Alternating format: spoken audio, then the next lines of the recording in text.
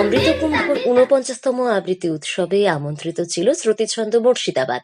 শ্রুতিছন্দ বহরমপুর শাখার সহজপাঠ বিভাগ নিবেদন করল তালি দিয়ে তালি পদ্য বানাই। উপস্থিত শ্রোতা ও আয়োজকবৃন্দের উচ্চকিত প্রশংসায় অনুপ্রাণিত শ্রুতিছন্দের ছোট্ট সোনারা। আমরা আপ্লুত আয়োজকদের আন্তরিকতা ও ব্যবস্থাপনায়। বিশেষ কৃতজ্ঞতা জানাই সৌমেন চট্টোপাধ্যায় দাদাকে এই বৃহৎ আয়োজনে শ্রুতিছন্দকে ও আমার একক আবৃত্তি সামিল করার জন্য।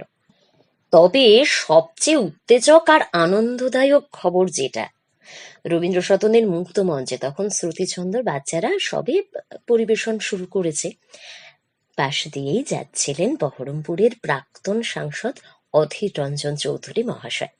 শ্রুতিছন্দ বাচ্চাদের আবৃত্তি শুনে তিনি চলে আসেন সেই অনুষ্ঠানে এবং জানান এত ভালো অনুষ্ঠান করছে বাচ্চারা, তিনি না এসে থাকতে পারলেন না।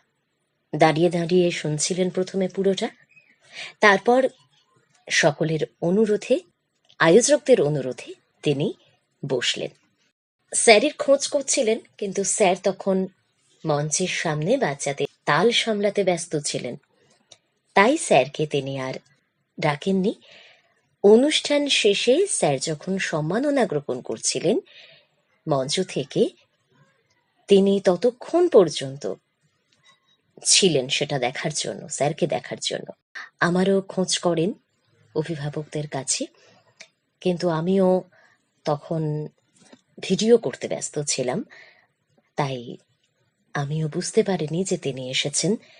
জানতে পারলে অবশ্যই দেখা করতাম। বাচ্চাদের অনুষ্ঠান তার এত ভালো লাগে, সেই অনুষ্ঠানটি ভালো লাগায় খুশি হয়ে আয়োজক সংস্থাকে দিয়েছেন ২০০০ টাকা। ভোট প্রচারের ব্যস্ততার মধ্যেও তাঁর এই উপস্থিতি ও ভালো লাগার যে জানানটুকু বাড়তি অক্সিজেন হয়ে রইল শ্রুতিছন্দের কাছে।